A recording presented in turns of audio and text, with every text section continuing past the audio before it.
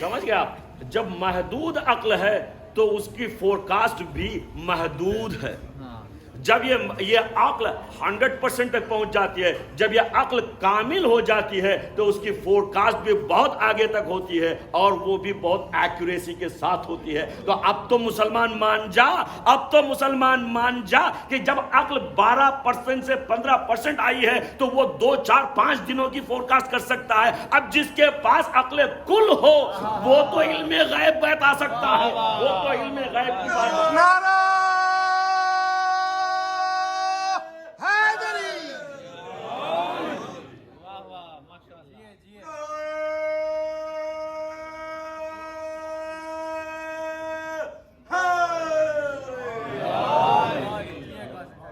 محترم دیکھیں، کچھ ادارے اس دنیا میں ہیں جو اس دور کے عقل مندوں کے ادارے ہوتے ہیں، وہاں صرف عقل مند کو الاؤ ہے. کچھ ادارے ہیں جو صرف عقل مندوں کو ہی انٹری دیتے ہیں، جس میں خاص طور پہ آج کے لیے میں بتا رہا ہوں اسپیس ایجنسی، اسپیس ریسرچ چل رہی ہے. دنیا بھر کے بہت سے ملک ہیں جو اسپیس پہ ریسرچ کر رہے ہیں، اسپیس پہ جانے کی. میں نے اس سے پچھلی بھی ایک مجلس میں اشارہ کیا تھا، جس میں سب سے بڑا ادارہ اس سلسلے میں ناسا، امریکہ کا ناسا ہے جو سب سے بڑا ادارہ ہے. اور وہ ادارہ، اس ادارے میں انٹری کے لیے اتنا آسان ہے، سب کو تو انٹری نہیں ملتی، صرف اس میں عقل مند ہی جاتے. ٹھیک ہے. دوسرے نمبر پہ آتا ہے چائنا کا space agency, Chinese space agency. تیسرے نمبر پہ آتی ہے آپ کی یوروپین اسپیس ایجنسی. چوتھے نمبر پہ آتی ہے آپ کی انڈیا کی اسرو، وہ بھی بہت کام کر رہے ہیں. اینی وے میں لسٹ وہ نہیں گنانا ہے، مقصد بنائیں ہر اس ادارے میں صرف اور صرف عقل مندوں کو ہی داخلہ. عام طور پہ تو دوسرے تو نہیں جا سکتے، عقل مند. اب ان اداروں میں جا کے اب ناسا کے کسی بھی ترجمان کو جا کر پوچھیں بھائی تم کرتے کیا ہو. سنیے گا، غور سے سنیے گا میرے مولا کے چاہنے والوں. اب ان سے جا کر پوچھے گا تو وہ کہیں گے، یہی کہیں گے، اس کا ترجمان کہے گا، سادہ الفاظ میں اگر کہوں تو اس کا ترجمان کہے گا کہ بھائی ہم زمین پہ رہتے ہوئے آسمانوں کے راستے ڈھونڈ رہے ہیں. تو یہی تو ہے.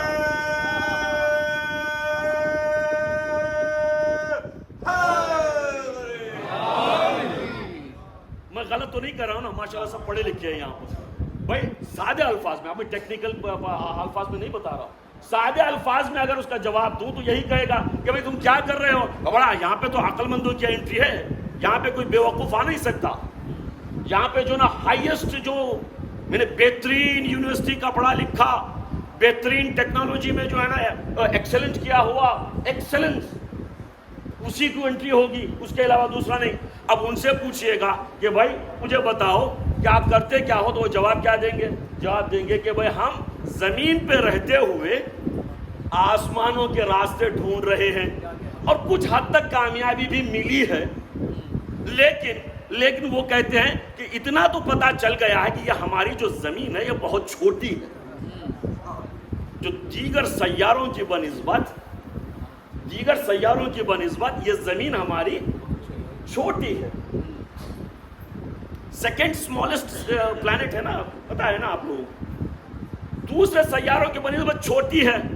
اور جو آسمان میں، کائنات میں جو سیارے ہیں، جو راستے بہت ہیں، یعنی زمین سے زیادہ ہیں. تو عزیزان محترم، اب یہاں کے اس دور کے سارے عقل مند مل کر کہہ رہے ہیں کہ ہم زمین پر بیٹھ کر آسمانوں کے راستے کھوج رہے ہیں اور کچھ کا پتہ چلا ہے، لیکن اتنا تو یقین سے کہہ سکتے ہیں کہ زمین سے زیادہ وہاں پر ہے، زمین سے زیادہ وہاں پر ہے. یہی تو میرا مولا 1400 سال پہلے سمجھا رہا تھا. کیا کہہ رہا تھا؟ سلونی قبل ان تفقدونی، کہ مجھ سے پوچھ لو اس لیے کہ انی اعلم طرق السماوات، کہ میں آسمانوں کے راستوں کو زمین سے زیادہ سمجھتا ہوں، بتا سکتا ہوں.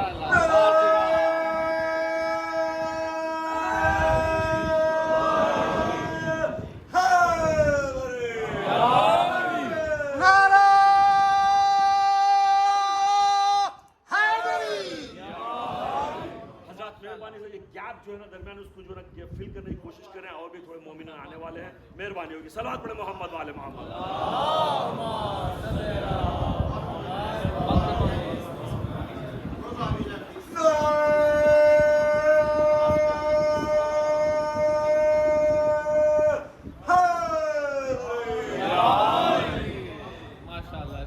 اذان محترم 1400 سال پہلے میرے مولا نے یہی تو سمجھایا، اور اس پہ غور کیجئے گا، مولا کے جملے پر بھی غور کیجئے گا کہ کیا کہہ رہے ہیں کہ آسمانوں کے راستے زیادہ ہیں، میں زیادہ آسمانوں کے راستوں، اس کا مطلب ہے کہ زمین سے زیادہ وہ ہے، زمین سے زیادہ وہ ہے. اور اللہ رے اللہ، خدا نے بھی کیا کہا جب رسول کو بھیجا، ہم نے رسول کو اپنا مسلمانوں کا بنا لیا. رسول اعظم کو ہم نے مسلمانوں کا بنا لیا. مجھے بتائیے، ایک روایت بتائیے مجھے، یہ قرآن کی ایک آیت بتائیے، چھوٹی سی آیت بتائیے جہاں پر اللہ نے کہا کہ رسول المسلمین کہا ہو. ایک جگہ پر مجھے بتائیے کہ رسول المسلمین کہا ہو. تو اللہ تو کہتا ہے رحمت للعالمین. تو یہاں پر ہی بتا رہا ہے کہ دیکھو یہ رسول جو آیا ہے صرف تمہاری اس چھوٹی زمین کے لیے نہیں آیا. اور خود رسول نے بھی جب علی سے کہا تو بھی عجب کہا، اس نے بھی نہیں کہا کہ صرف اس دنیا کا، کہا کہ مولائے کا آئے نا. یا رسول اللہ، یا رسول اللہ.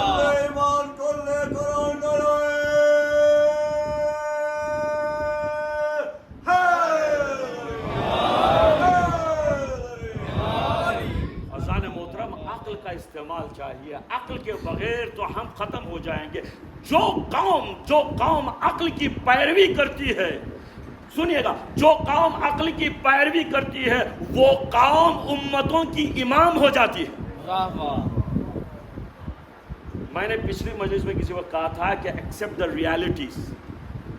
دیکھیے ہم صرف یہ کہتے رہیں گے کہ ہاں مسلمانوں کا گولڈن ایج گزرا، گولڈن ایج تھا، ہاں یقیناً تھا، لیکن آج وہ گولڈن ایج نہیں رہا. دس از دا ریالٹی. اس ریالٹی کو ماننا پڑے گا.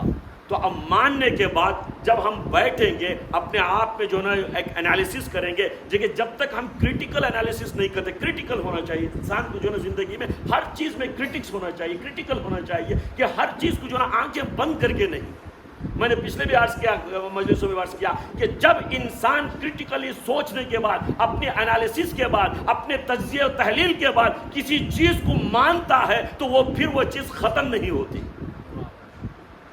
اگر ہم نے مولا اگر ہم نے علی کو بھی مولا اپنا مانا ہے، آنکھیں بند کر کے نہیں بلکہ اب علی کی معرفت کے ساتھ، تو پھر قیامت آ جائے، اب ہمارے سر کٹ جائیں، ہمارے جان چلے جائیں، ہماری اولاد لٹ جائے، ہمارے مال چلے جائیں، سب کچھ چلا جائے، لیکن ہم ہٹیں گے نہیں اپنے راستے سے. اس لیے کہ معرفت کے ساتھ اس کو مولا مانا، نہیں تو خوارج بن جائیں گے. خوارج میں اور ہم میں کچھ فرق نہیں رہے گا. آپ جنگ صفین میں دیکھیے گا، خوارج، سارے خوارج اس جنگ صفین میں موجود تھے. جنگ صفین میں سارے خوارج، میں نے پچھلے بھی عرض کیا شاید، حتیٰ کہ شمر جیسا لعین بھی جنگ صفین میں مولا کے ساتھ تھا.